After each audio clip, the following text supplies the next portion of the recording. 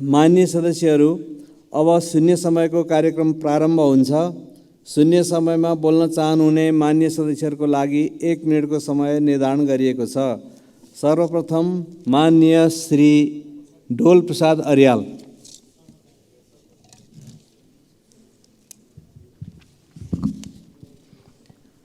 सम्माननीय सभामुख महोदय, आज म धादिङ जिल्ला अस्पतालको 100 शैय्याको नयाँ भवनका लागि डिपिआर भएर पनि प्रदेश स्वास्थ्य सेवा ऐन निष्क्रिय रहेको हुँदा नयाँ भवनको वातावरणीय प्रभाव मूल्याङ्कन हुन नसकेर भवन निर्माण कार्य रोकिएको कुरा यो सम्मानित सदनलाई जानकारी गराउन चाहन्छु।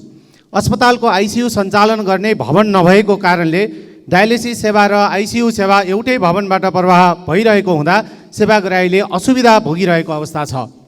अस्पतालमा डायलिसिस सेवा उपलब्ध भएसँगै मृगौला उपचार गराउने बिरामी थपिएका छन्, तर भवनसँगै आवश्यक जनशक्ति अभावका कारणले त्यो सेवा सञ्चालन गर्न अस्पताललाई हम्मे परेको छ। साथै मोर्चुअरी डिफ्रिजरले राम्रोसँग काम नगरेको हुँदा सब व्यवस्थापनमा अवरोध सिर्जना भएको छ।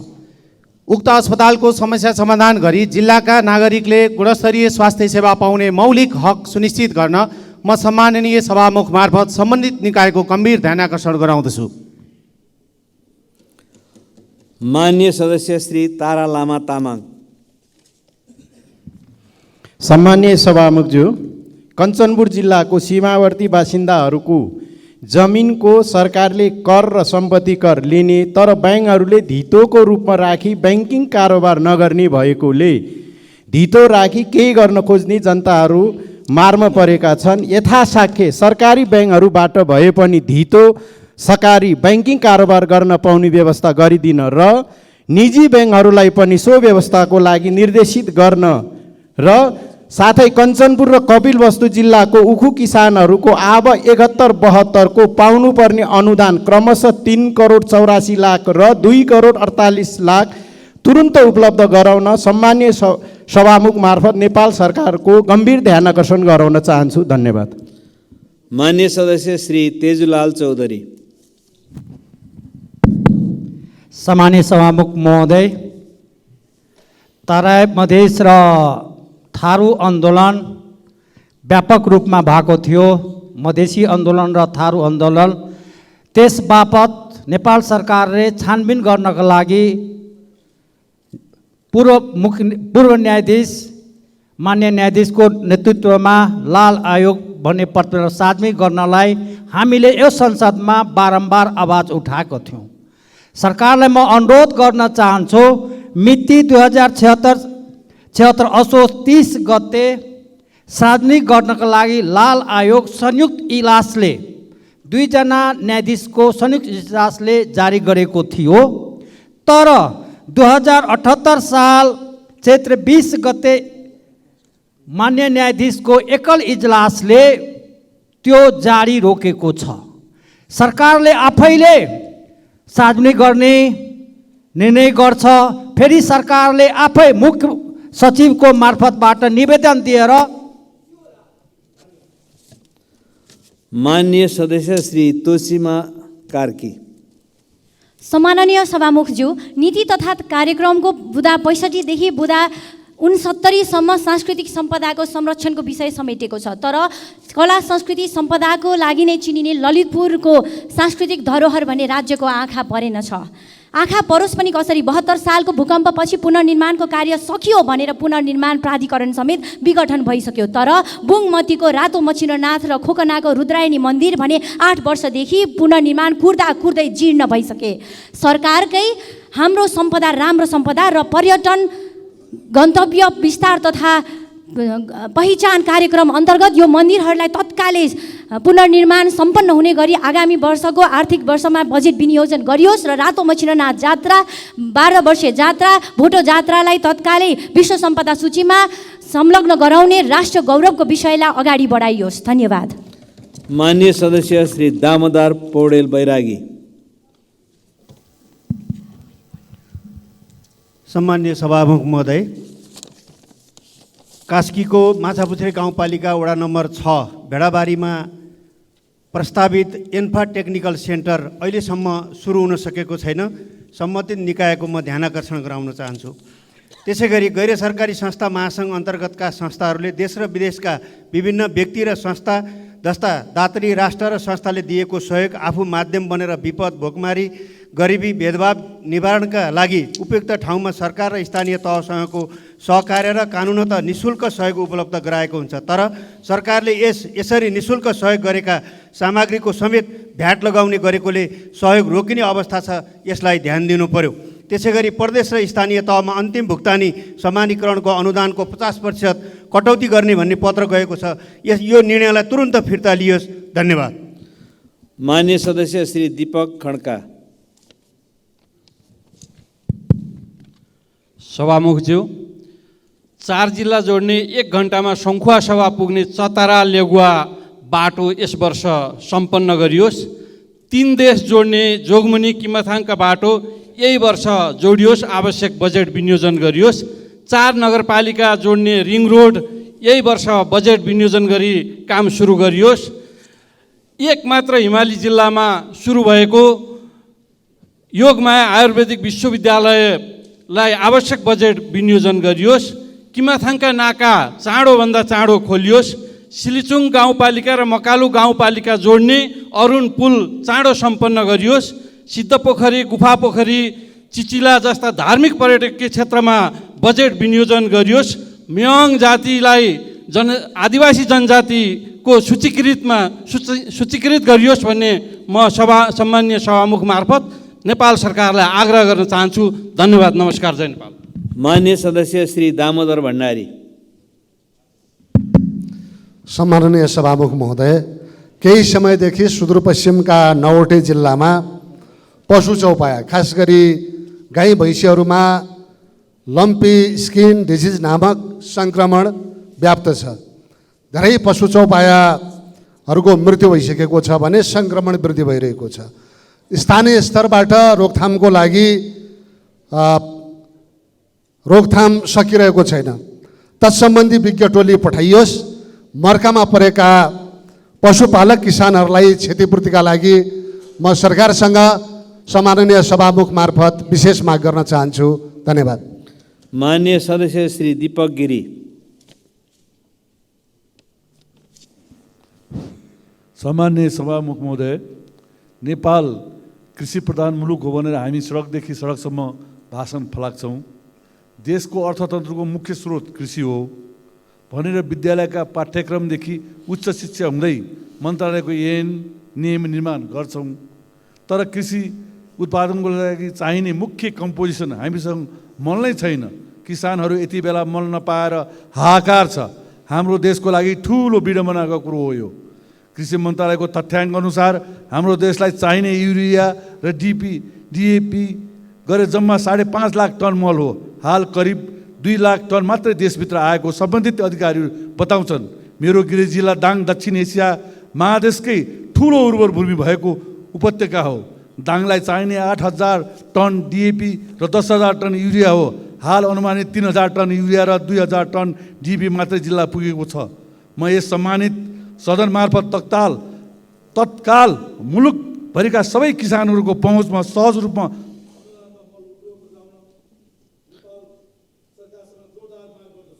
माननीय सदस्य श्री दीपक बहादुर सिंह।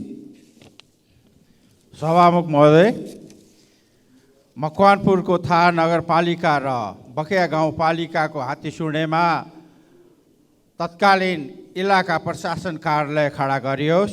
साथसाथै हेटौँडा काठमाडौँ रोपवे सञ्चालन गरिकन भारतबाट आउने पर्यटनलाई काठमाडौँ आउन र पर्यटन विकासको लागि यो गरियोस्। र मकवानपुरको बागमती र बकेया गाउँपालिकामा तटबन्धन छिटो गरियोस् भन्ने म माग राख्न चाहन्छु। धन्यवाद।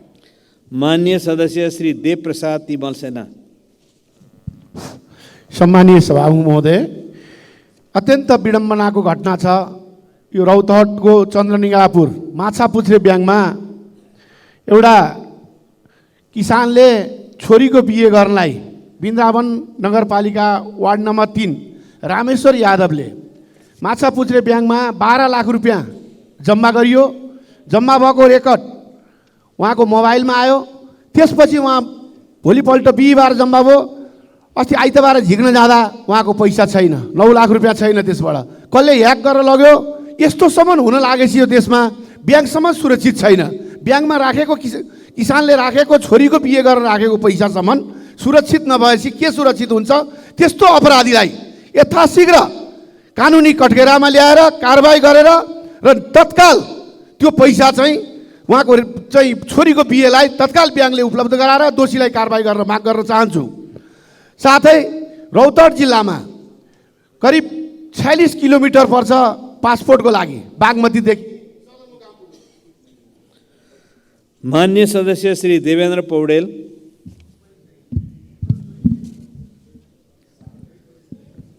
सम्माननीय सभामुख महोदय, बागलुङ जिल्लाको बडीघाट गाउँपालिका रिजाल चोकदेखि अमरभूमि हुँदै तारा खोलाको शहीद मार्ग, गलकोट हटियादेखि घुस्मिली हुँदै तारा जाने मार्ग, निसी खोला देवीस्थानदेखि बोबाङ हुँदै ढोरपाटन जाने सालजनी ढोरपाटन मार्ग, बुर्तिबाङदेखि बोङ्गादोबान तमान हुँदै म्याग्दी दरबाङ जोड्ने बाटो अहिलेसम्म निर्माण हुन सकेको छैन। सम्माननीय सभामुख महोदय, यसै आर्थिक वर्षदेखि यी बाटाहरू तदारुका साथ अगाडि बढाएर निर्माण कार्य शुभारम्भ गर्नको निम्ति सम्माननीय सभामुख महोदय मार्फत नेपाल सरकारलाई सम्बन्धित निकायमा हार्दिक अनुरोध गर्न चाहन्छु। धन्यवाद। माननीय सदस्य श्री ध्रुवबहादुर प्रधान।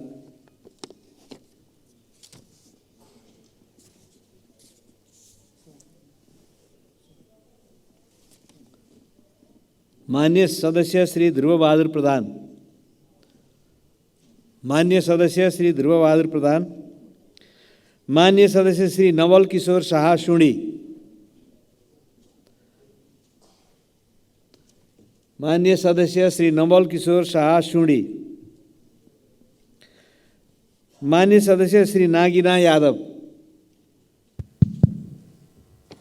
सम्माननीय सभामुख महोदय, 21औं शताब्दीमा पनि मुलुकका सबै नागरिकलाई अझै साक्षर बनाउन सकेका छैनन्। कारण कमजोर पहुँच, न्यायपूर्ण अवसरमा असमानताका अवस्था, गुणस्तर र सान्दर्भिकताको कमजोर अवस्था छ, जसले गर्दा 9 महिनामा 80,000 विद्यार्थीले लिए विदेश जानलाई एनओसी। तर भने नेपालीले चाहिँ 80,000ले लिए भने यी नेपाली कलेजहरूमा चाहिँ सन्नाटा छाएको छ। सभामुख महोदय, वैदेशिक रोजगार शाखाका अनुसार 9 महिनाको यो अवधिमा 79,309 जनाले एनओसी लिइसकेका छन्। प्रत्येक वर्ष 1,50,000 को हाराहारीमा नेपाली विद्यार्थी अध्ययनको लागि विदेश जाने गरेका छन्। सरदरमा दैनिक 300 जना अध्ययनको लागि विदेश जाने गरेका छन्। सभामुख महोदय, जबकि देशको विकासको लागि मेन ह्युमन रिसोर्स हो र ह्युमन रिसोर्सको चाहिँ मेन मुख्य चाहिँ एजुकेसन नै हो। त्यसकारण मैले यहाँ सरकारलाई चाहिँ नीति तथा कार्यक्रममा चाहिँ यसलाई प्राथमिकतामा राखिदिनु हुन म सभामुख मार्फत ध्यान आकर्षण गर्न चाहन्छु। हस्त धन्यवाद। माननीय सदस्य श्री ठाकुर प्रसाद गैरे।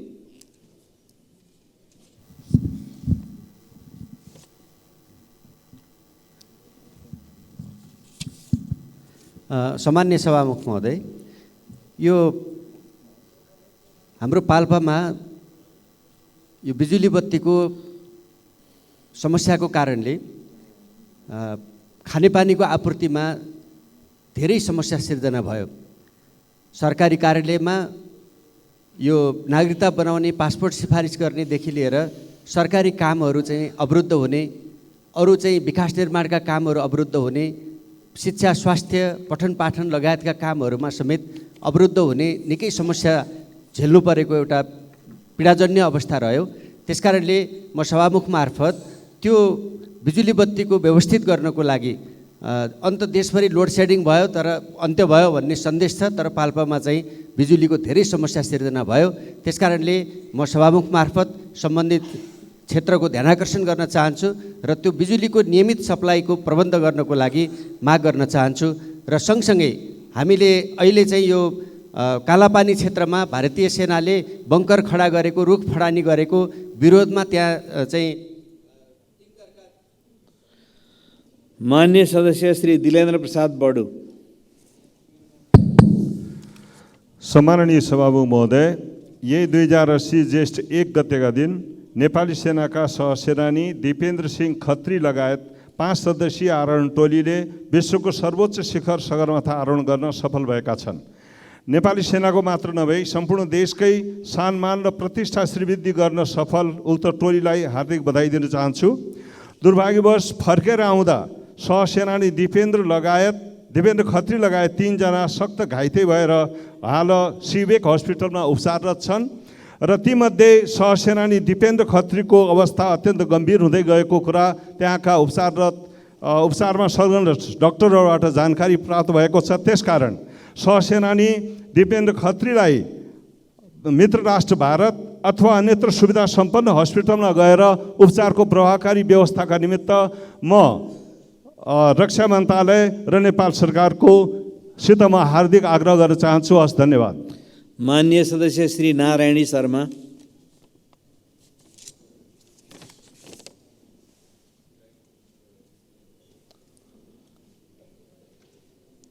माननीय सदस्य श्री नारायणी शर्मा।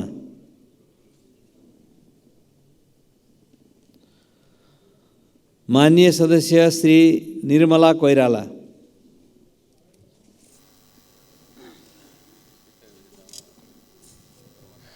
सम्माननीय सभामुख महोदय, पर्सा जिल्लामा रहेको वीरगञ्ज चिनी कारखाना 59 सालदेखि बन्द छ। पुनः सञ्चालनको लागि आगामी बजेटमा समावेश गरी पुनः सञ्चालन गर्नको लागि सम्बन्धित मन्त्रालयको ध्यान आकर्षण गराउन चाहन्छु। धन्यवाद। माननीय सदस्य श्री निशा डाङ्गी। सम्माननीय सभामुख महोदय, जेठ 7 गतेको भारतीय दूधलाई काखा स्वदेशीलाई पाखा शीर्षकको समाचारप्रति नेपाल सरकार र सदनको ध्यानाकर्षण गराउन चाहन्छु। समाचारले डडेलधुराका गाउँका बारेमा चर्चा गरेको छ, जहाँका 1500 भन्दा बढी घरधुरीले गाई भैँसी पालेका छन्, तर उनीहरूका गाई भैँसीले दिएको दूधले बजार पाएका छैनन्। यता किसान मारमा परेका बेला शहरी क्षेत्रमा दूधको अभाव भयो भन्ने बहाना बनाएर दैनिक 1,50,000 लिटर भन्दा बढी दूध भारतबाट आयात गर्ने चलखेल भएको छ। भारतबाट दूध आयात गरेर नेपालमा मिल्क होलिडे गरेर किसानलाई मार्ने खेल भइरहेको छ। अवस्था डडेलधुराको मात्र होइन, देशभरिको अवस्था यस्तै छ। हाल नेपालमा उत्पादित 85% भन्दा बढी दूधले बजार पाउन सकिरहेका छैनन्। सभामुख महोदय, किसानलाई निरुत्साहित गर्ने यस्ता श्रृङ्खलाबद्ध खेलहरू बन्द हुनुपर्छ। किसानका गोठभरि गाई भैँसी छन्, दूध खेर गइरहेको छ, तर सहरमा दूध अभाव भयो भनेर भारतबाट आयात गर्न खोजिन्छ। ध्यान आकर्षण हो सभामुख महोदय, किसान मार्ने खेल राज्यले नगरोस्। धन्यवाद। माननीय सदस्य श्री नयनकला थापा।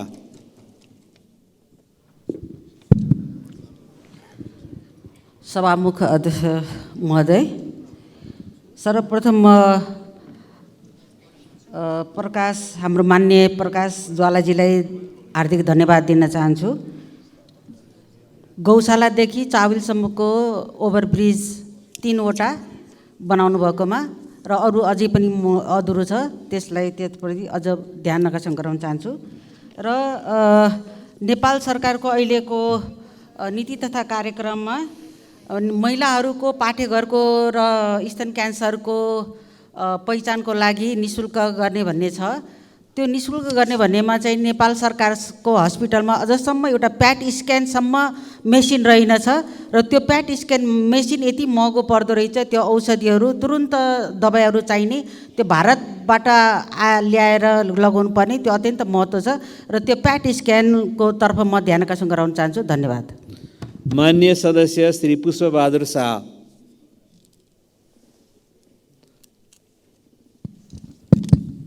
सम्माननीय सभामुख महोदय, अछाम जिल्लामा गत भदौ 31 गतेको बाढी पहिरोमा परि 26 जनाले ज्यान गुमाएका थिए। मृतकका परिवारहरूले अहिलेसम्म राहत पाउन सकेका छैनन्। वर्षायाम सुरु भइसक्यो, घर परिवार विहीन केही परिवार अलपत्र अवस्थामा छन्, थुप्रै बस्ती जोखिममा परेका छन्। सार्वजनिक र निजी भौतिक संरचनामा ठुलो क्षति भएको छ। तुर्माखाँद गाउँपालिका, ढकारी गाउँपालिका, कमलबजार नगरपालिका, विनायक नगरपालिका र मङ्गलसेन नगरपालिकामा जोखिममा रहेका बस्तीहरूको स्थानान्तरण गर्नुपर्ने काम सुरु हुन सकेको छैन। तसर्थ तत्काल पीडितहरूलाई राहत, भौतिक संरचनाको निर्माण र जोखिममा रहेका बस्तीहरूको स्थानान्तरणका लागि सभामुखज्यू मार्फत सरकारको ध्यान आकर्षण गराउँदछु। धन्यवाद। मान्य सदस्य श्री पूर्णबहादुर घरती मगर।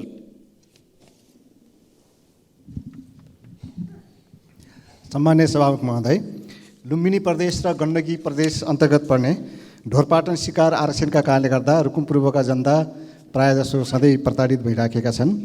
यसलाई हाम्रो संविधानले व्यवस्था गरेको अनुसूची अनुसार प्रदेश र स्थानीय तहको अधिकार अन्तर्गत सङ्घ, प्रदेश र स्थानीय तहका जनप्रतिनिधिहरू र स्थानीय जनताहरूको बिचमा एउटा समझदारी कायम गरेर यो समस्यालाई चाहिँ समाधान गर्नको निम्ति म सरकारको ध्यान आकर्षण गर्न चाहन्छु।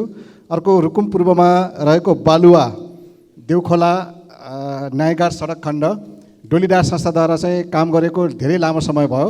यो भालुखाप्चे भन्ने ठाउँमा भएको ठुलो पहिरोका कारण त्यसलाई विस्फोटभन्दा अर्को विकल्प छैन। कि त नेपाल आर्मीबाट त्यो विस्फोट पदार्थद्वारा बाटो खन्ने व्यवस्था मिलाइयोस्, कि भने त्यसलाई ट्र्याक चेन्ज गरेर छिटो बाटो निर्माण गर्नेतिर ध्यान दियोस्। धन्यवाद। मान्य सदस्य श्री प्रकाशमान सिंह। सभामुख महोदय, यो बाटोको बारेमा पैदल यात्रीको दृष्टिकोणबाट सुरक्षाको बारेमा म यहाँ चाहिँ बोल्न चाहिरहेको छु। काठमाडौँको क्षेत्र नम्बर 1 को शान्तिनगर क्षेत्रमा यो पैदल यात्रीको दृष्टिकोणबाट ब्ल्याक स्पटको रूपमा चाहिँ डेभलप भइरहेको छ। केही वर्षदेखि धेरैले चाहिँ ज्यान गुमाइसकेको छ ट्राफिक एक्सिडेन्टको कारणले गर्दाखेरि। र त्यहाँको चाहिँ स्थानीय बासिन्दाहरूको यो चाहिँ आलोकनगर र प्रयाग मार्गको बिचमा एउटा चाहिँ आकाशे पुलको यो चाहिँ डिमान्ड भएको कारणले गर्दाखेरि नेपाल सरकारको चाहिँ गम्भीर ध्यान आकर्षण गर्न चाहिँ चाहन्छु। धन्यवाद। मान्य सदस्य श्री प्रतीक्षा तिवारी। सम्माननीय सभामुख महोदय, जनकपुर धाम लगायत मधेसका विभिन्न ठाउँमा खानेपानी कल सुक्न थालेको छ। खानेपानीको हाहाकार जनतामा ठुलो समस्या पैदा भएको छ। तसर्थ अविलम्ब खानेपानीको समस्या समाधान गर्न खानेपानी मन्त्रालय र सम्बन्धित निकायको सभामुख महोदय मार्फत ध्यान आकर्षण गराउन चाहन्छु। सभामुख महोदय, धनुषा जिल्ला यातायात व्यवस्था कार्यालय लगायत सेवाग्राहीको चाप हुने विभिन्न कार्यालयहरू भाडाको घरमा सञ्चालन भएकोले भवन संरचना अपुग हुँदा सेवाग्राहीले शास्ति भोग्नु परेको छ। सरकारी कार्यालय आफ्नै भवनमा सञ्चालन गर्न, दीर्घकालीन रूपमा समस्या समाधान खोज्न, भवन निर्माणको व्यवस्था गर्न सभामुख महोदय मार्फत सम्बन्धित निकायको ध्यान आकर्षण गराउन चाहन्छु। धन्यवाद। मान्य सदस्य श्री प्रदीप पौड्याल।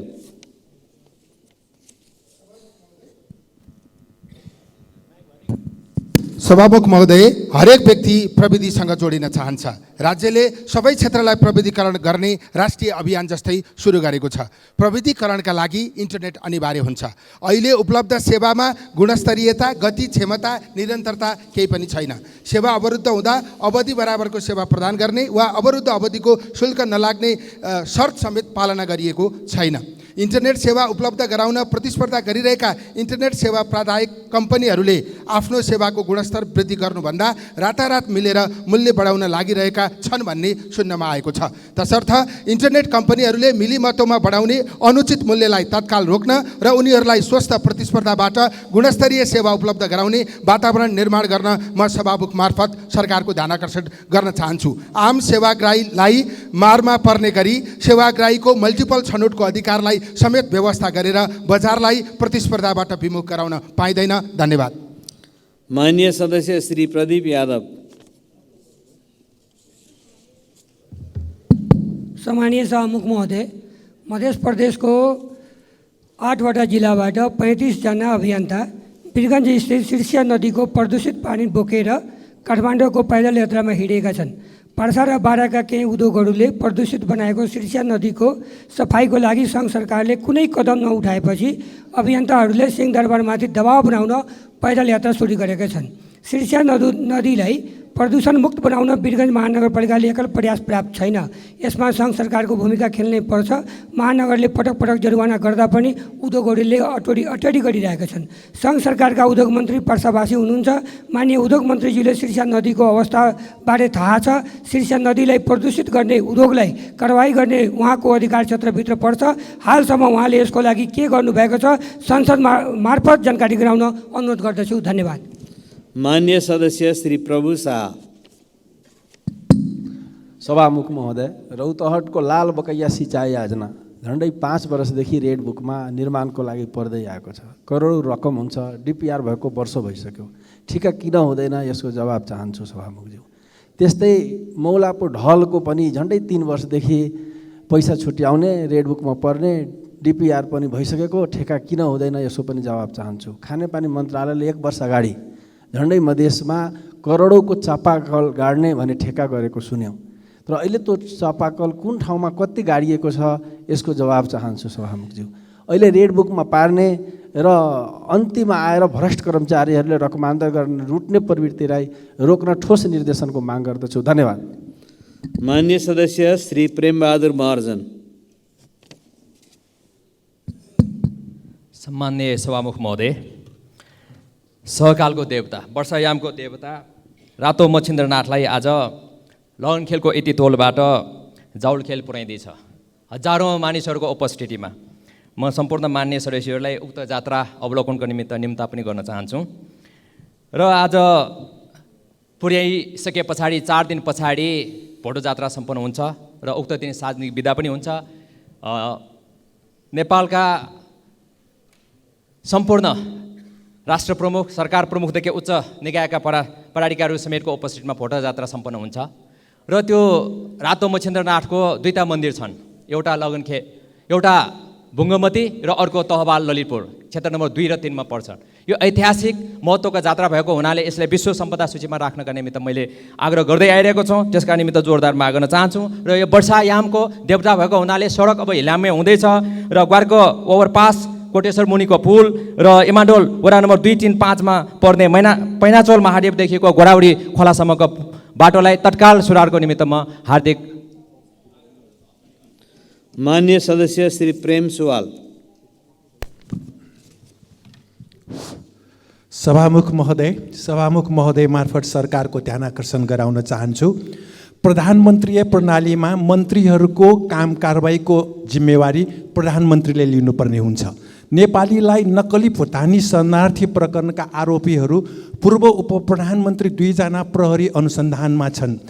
बयानमा पूर्व प्रधानमन्त्रीहरूलाई पनि बयानमा बोलाइ अनुसन्धान पूर्ण बनाउनु जरुरी छैन र एक पूर्व प्रधानमन्त्रीजीले 400 नेपालीलाई 10 वर्ष अगाडि नै भुटानी शरणार्थी बनाई अमेरिका छिराएको त्यसको प्रमाण समेत आफूसँग भएको सार्वजनिक रूपमै बताउनु भएको के सरकारलाई थाहा छैन र जापानमा राजवंशी कोटा खुल्यो भन्दै 400 जनासँग 3 करोड भन्दा बढी ठगी गर्ने काममा के मन्त्रीहरूको संलग्नता नहोला र भारतीय जनता पार्टीले नेपालका शासक दलका नेताहरूलाई हिन्दू राज्य बनाउन रुपैयाँ पठाएको अमेरिकी प्रतिवेदनबारे सरकारको भनाइ के छ? भाजपाले नेपालको आन्तरिक मामिलामा हस्तक्षेप गरेकोलाई सरकारले विरोध र प्रश्न गर्नु जरुरी छैन र? धन्यवाद।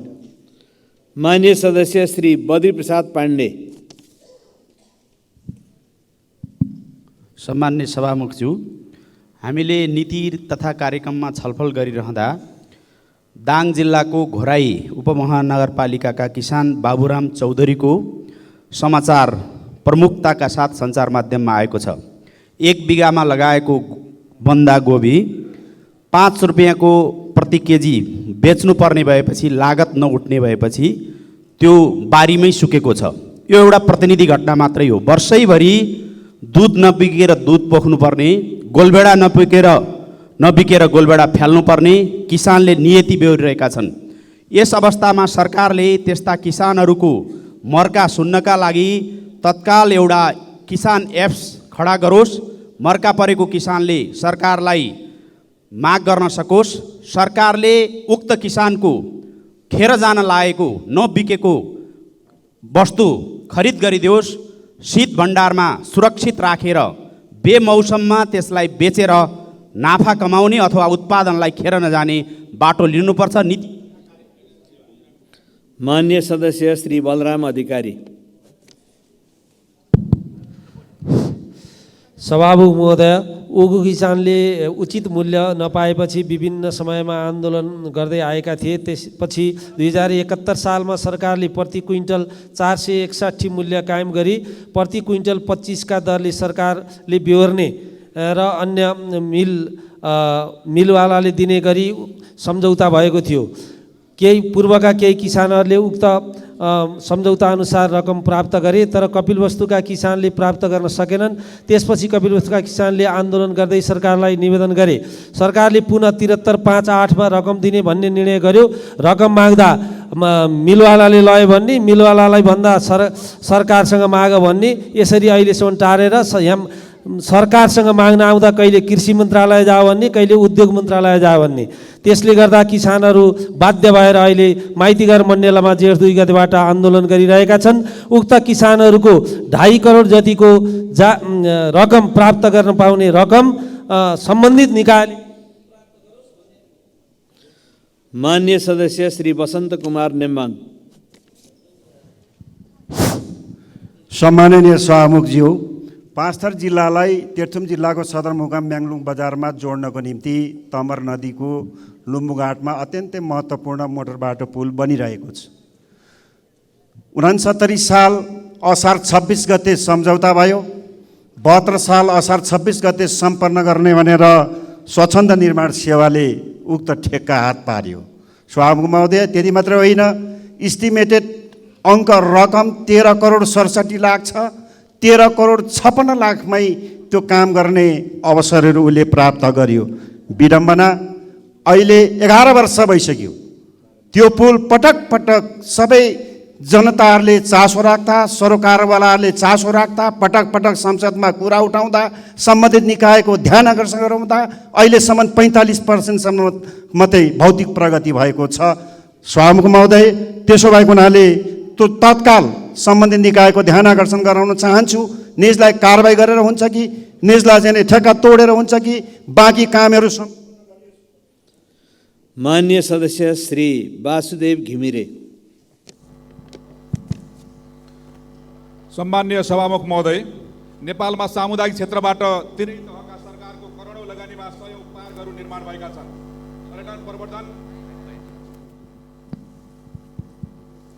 पर्यटन प्रवर्धन, वातावरण संरक्षण, मानव स्वास्थ्य र सौन्दर्यताको साथै स्थानीय स्तरमा रोजगारी सृजना गर्नको लागि पार्कहरूको ठुलो महत्त्व रहेको छ। पूर्वाधार बनाएर मात्र हुँदैन सभामुख महोदय, त्यसको दिगो व्यवस्थापन गर्ने संयन्त्र चाहिन्छ। पार्कबाट हुने आम्दानी र खर्चको बारेमा समेत सरकार जानकार हुनैपर्छ। नेपालमा रहेका धेरैजसो पार्कहरू वन, सार्वजनिक जग्गा, नदी उकास क्षेत्रमा सञ्चालित रहेको हुनाले अधिकांश वन र पार्क बीच बेला बेलामा विवाद उत्पन्न हुने गरेको छ। व्यवस्थित रूपमा चलेका पार्कलाई वन क्षेत्रबाट अलग राखी त्यहाँ आवश्यकता अनुसारका भौतिक संरचना बनाउन दिए मात्र पार्कहरूको संवर्धन र विकास हुन सक्छ। पार्क व्यवस्थापनमा देखिएका नीतिगत र कानुनी जटिलताका विषयमा सरकार संवेदनशील हुनैपर्छ। यसर्थ पार्कहरूको दिगो व्यवस्थापन, रेखदेख, नियमित महत्त्व सम्हार गर्नको लागि स्पष्ट कानुन बनाउन सभामुख मार्फत सरकारको ध्यान आकर्षण गराउन चाहन्छु। यसै गरी दरबन्दी, समायोजन र काज सरुवामा मन्त्रालयबाट भएको लापरवाहीको कारणले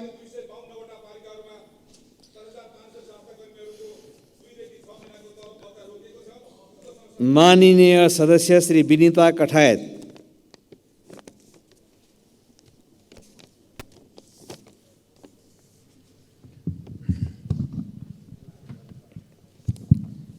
सम्माननीय सभामुख महोदय, आएको नीति नियम कार्यक्रम हेर्दाखेरि चाहिँ खासै चित्त त बुझाएको छैन।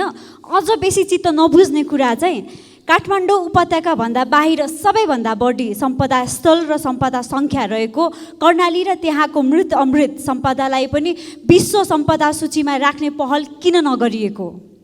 नेपाली मौलिक संस्कृतिको उद्गम स्थल जुम्ला सिजाले वास्तवमा गोर्खाली संस्कृतिभन्दा वृत्त आयात दिन्छ। संस्कृति संवर्धन र सङ्ग्रहालय बनाउने नीतिमा कर्णाली नसमेटिनु दुःखदको कुरा हो। कर्णालीको कुरा यस राज्य र सदनले नबुझेको हो कि बुझपचाएको हो?